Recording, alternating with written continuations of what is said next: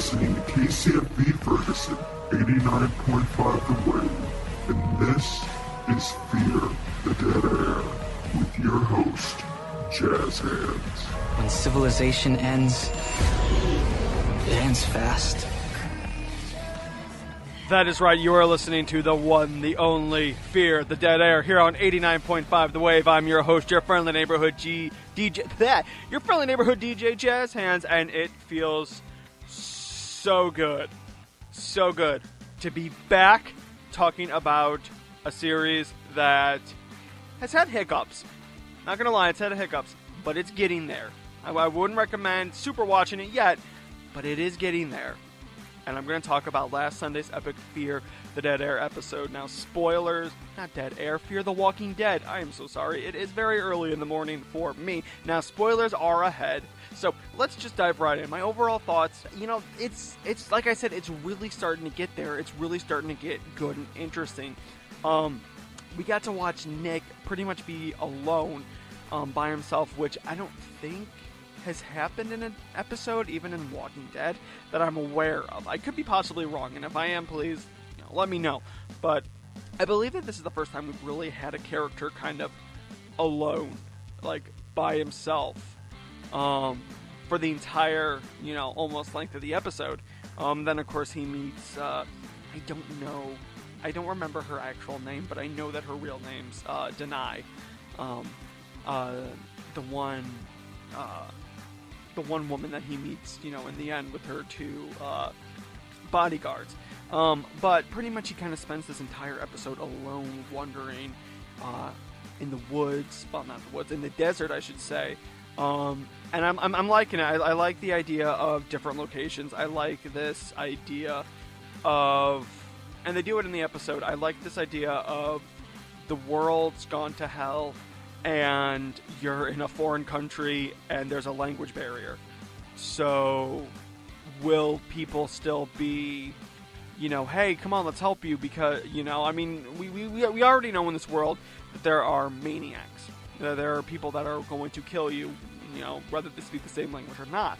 And like I said, I like these different locations that they're giving us. I like this desert, I like these old kind of like rundown towns. I like that we're traveling and we're fully seeing this this journey, this travel. And we've seen it a lot in Walking Dead with the traveling and them moving from place to place to place, but unfortunately that's all been woods. It's all been like wooded areas, and they rarely ever go into the city.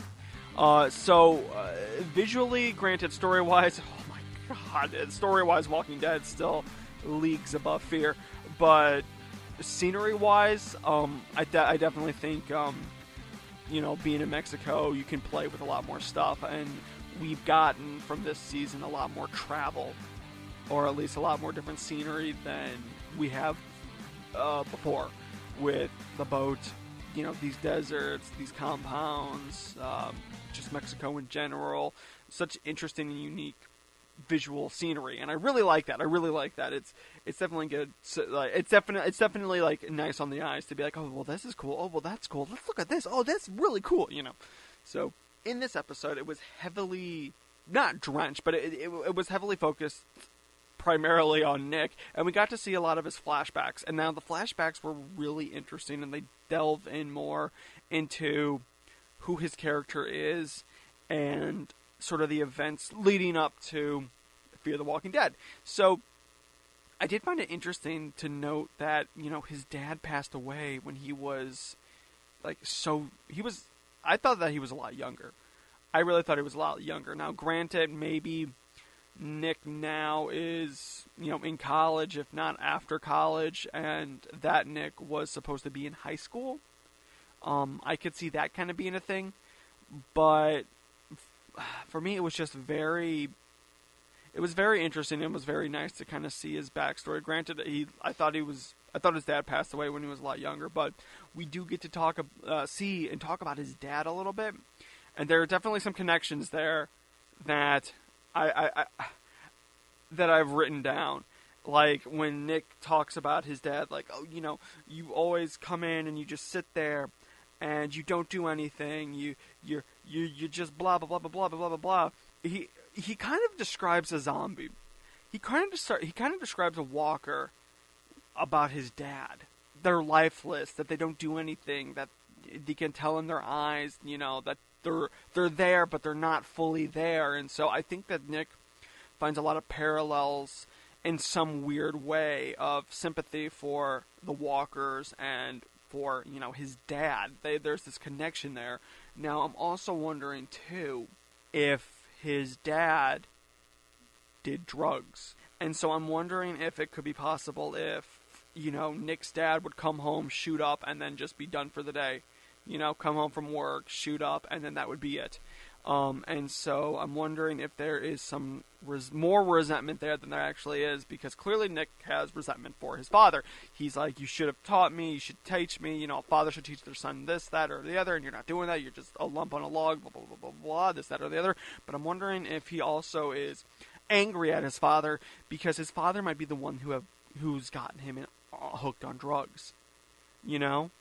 Like, I mean, young Nick as a kid finds some drugs and knows his dad takes them, and, eventually one way or another, if you're a young, impressionable kid, possibly looking for daddy's acceptance, you might try to do what he does, or at least maybe if you're trying to understand what your father's doing, you might go through something that he's been through, and that could be drugs.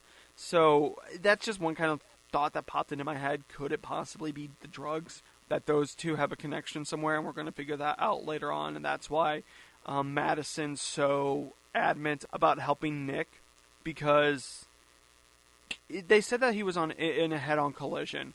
Now, they didn't give us too much details of that. Could he have been high? Could he have been, tripping? Like, I sound so white when I said that.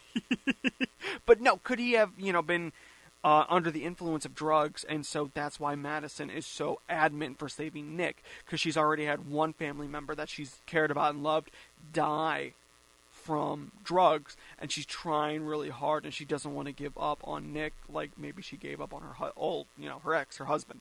Now, AMC, you need to stop teasing us about Negan. Okay, that lady with the bat that attacked Nick, we get it. We're excited for Negan. We've been wanting Negan. I've been wanting Negan since season 4. And now we finally got Negan. And now you're teasing him even more. Okay, those little promos that you had during the show where it's, Rick, and it's like from the beginning, and, he's reuniting with his family, and everything's so happy, and it's like to the end, and you hear eeny, meeny, miny, moe. Like, that gave me chills already. The woman with the bat, it's like now you're just taunting us. Now we're hungry, we're hungry tigers. And you're holding a little bit of meat in front of us, and we're going for that meat. But we're not going to bite the hand that feeds us yet. But you keep teasing us like this, we're going to have problems, because I can't wait. I can't wait for season 7 of The Walking Dead. It's going. Oh my gosh! But we're here to talk about Fear the Walking Dead, and as much as I do gripe about the show and how much farther it still has to go before it's, what I consider really, really, really, really good and a classic, like I'm considering The Walking Dead, it is nice to kind of come back and see Madison again, and see Nick, and see these characters, and see Strand. It is kind of nice to come back and see these characters, even though some of them drive me up a wall, and make me totally frustrated. It is nice to kind of come back and see these characters and sit down and go on this little adventure with them. And it's and it's kind of weird too, because I think of season 1 of Fear, for me at least, because of season 1 for Fear, I'm not as invested in the characters as I am with The Walking Dead. So I can kind of sit back and enjoy it maybe a little bit more, because if somebody dies, it's like, oh, well, yeah, man, they died. Well, let's see what's going to happen next, There hasn't been this, like, Herschel death that has, when like, oh my god, no, I haven't gotten teary-eyed like when Eugene and Abraham had that moment before all hell broke loose with Negan, and they hugged each other, and that beautiful, beautiful moment in season 6 of The Walking Dead. There hasn't been moments like that, and so I can kind of spectate it a little bit more and kind of enjoy it, because I'm not as emotionally invested in some of the characters yet. I'm hoping that I do. I'm really hoping that somebody dies. I'm going to be like, oh man, that... but as of right now, I mean, we haven't gotten too many deaths. We haven't gotten too many consequences yet for actions. I think one person in the group's died. But back to kind of Nick's journey in the desert alone was pretty cool to see. It was nice to see, and I kind of hope we get not more alone, but desert travel would be interesting because theoretically, granted, you're out in the open. You're cold. It gets cold at night, and it gets blazing hot during the day. But if you're active and constantly looking around, with a flat surface, there's not a lot that can sneak up on you. Granted, you can't sneak up on anything either, but it's still an interesting kind of dynamic to play with, and I hope we see a little bit more of the desert. Now, okay, here is something that I also was kind of viewing and looking at within this episode that it worries me more about Nick, because Nick is one of these characters who is charming. He is very charming. He's a charming character, and he's genuinely a nice guy. Granted, he's gotten into some mistakes and stuff like that, but one thing is, though, too, that I noticed is that within this episode, the walkers, or at least Nick, believes that the walkers have been protecting him in a certain way, and let me get to that. Like, I'm pretty sure he knows and is afraid of them, and he respects them in that way a little bit, where it's like, well, these things can still kill me no matter what. I know this, like drugs. However, they also, after he got attacked by the dogs, which was awesome, I love seeing that. That was a pretty cool moment. I think just because Nick almost happened to him a little bit, because he was he wants to be alone and have this life and try to be that guy that's lucky. Well, then this is kind of what happens. You get bit by a dog. But after the dog attack, this herd kind of comes and takes care of the dogs, and then slowly start to move on towards the car honking sound. So, and you can see it on Nick's face when he's smiling. He's like, yeah, here we go. They're doing my work, or not my work per se, but he's like, yes, the heck with those dogs. They get what they deserve, kind of thing. And so it's like he's justifying them protecting him, because then it's also like, oh, well, you gave me food. Because he walks up and starts eating the dog, which, okay, look, Nick, I understand that you're in the desert, but you gotta quit being gross, man. You gotta quit being gross. That's just disgusting. That is just disgusting.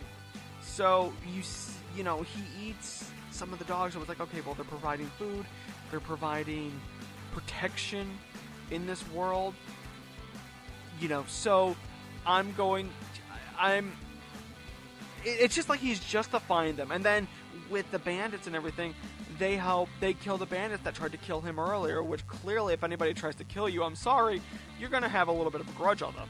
So, again, it's kind of like the walkers saved him from the dogs, got revenge on the bandits that tried to kill him, fed him, protected him, and saved him.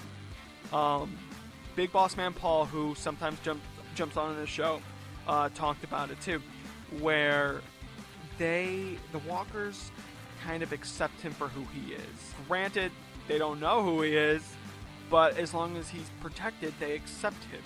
And I'm going to dive into it a little bit more after the break, and we'll be back right after this here on 89.5 The Waves, Fear the Dead Air. Fear the Dead Air is taking a little break. Don't worry, we'll be back.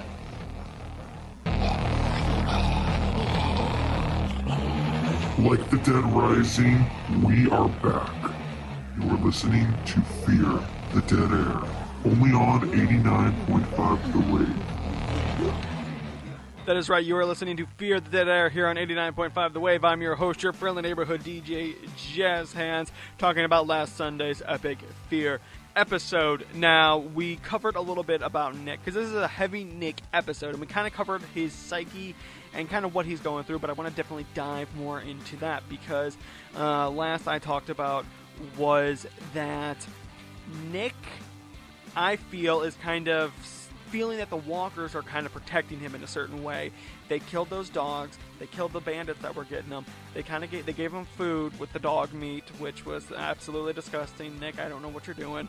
They protected him, so like he's justifying. And I honestly feel that he sees a lot of his father in these walkers, which is very, very weird to have. But like I said, he sees these walkers as like his dad. They're there, but they're not all fully there, and so it might be a way to try to connect. Maybe say goodbye to his dad one last time. I don't know, but mentally he's kind of losing it. And here's the whole thing that I'm wondering though too, because we see when he's walking through the desert with the walkers, we see him start hearing the walkers talking to him. They start saying subtle stuff, Now, I don't know if that is because it was hot, he was tired, it was going through heat stroke, and he was just hallucinating.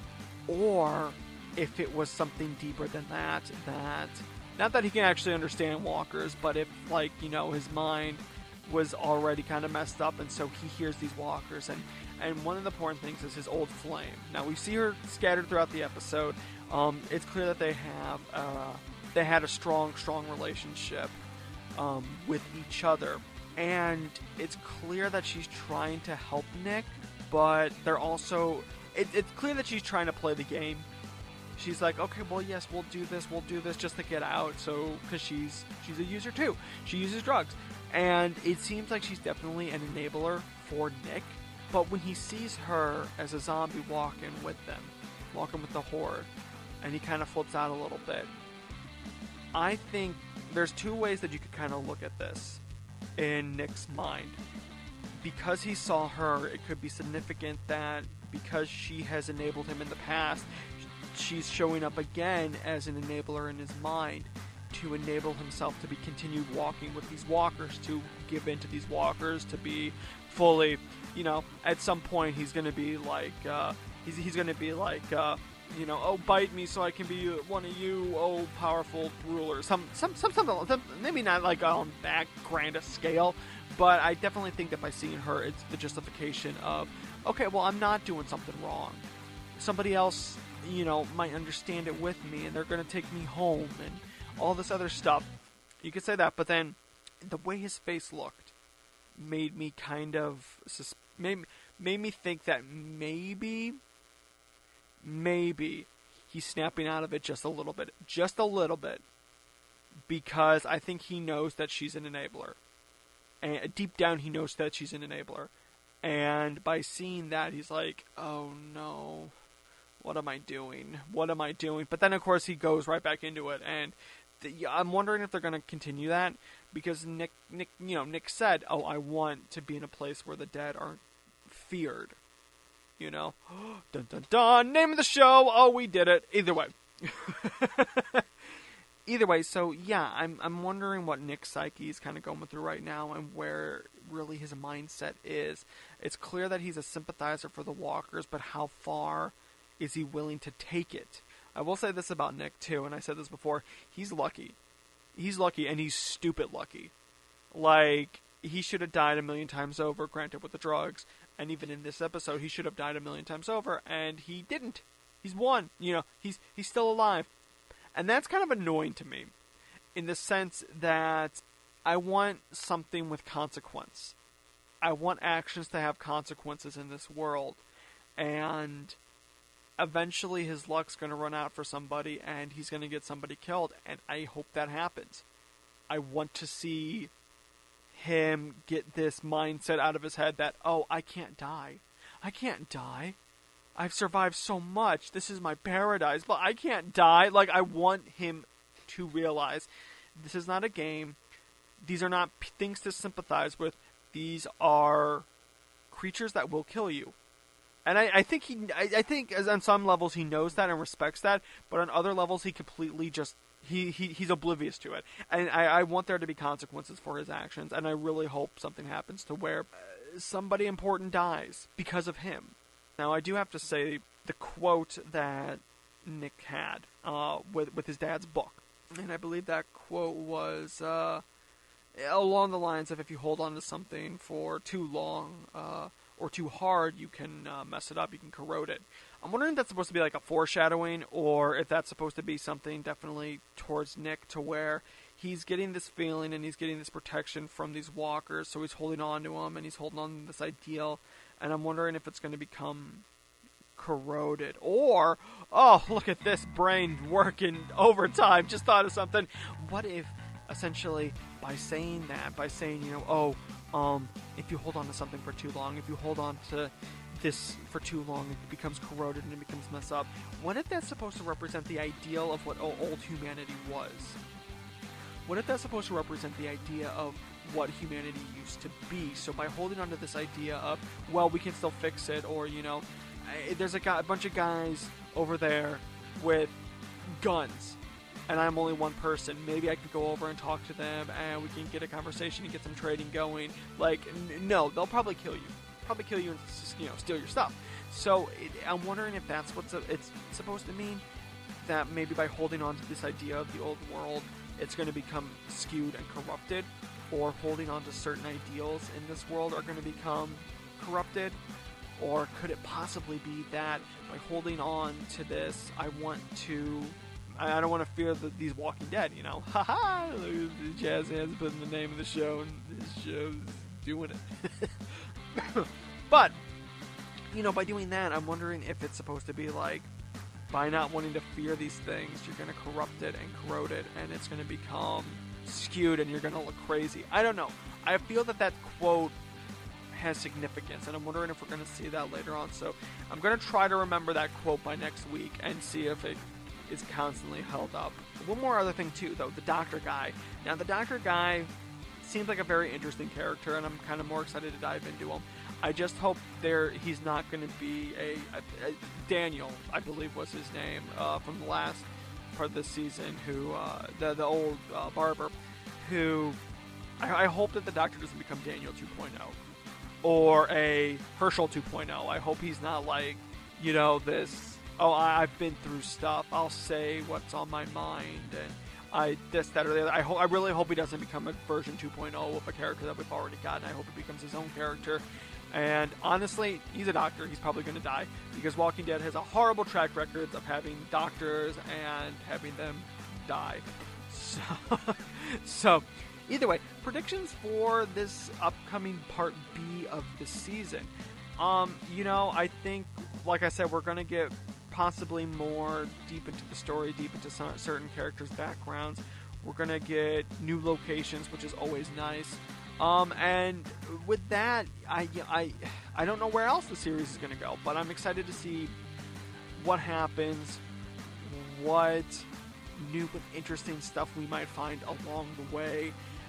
And I'm going to have fun with it. I'm having fun with it. I think this is going to be a very interesting season, and it's slowly, not there yet, but it's going to get good. Thanks everybody so much for tuning in. We'll see you next week for another awesome episode of Fear the Dead Air here on 89.5 The Wave.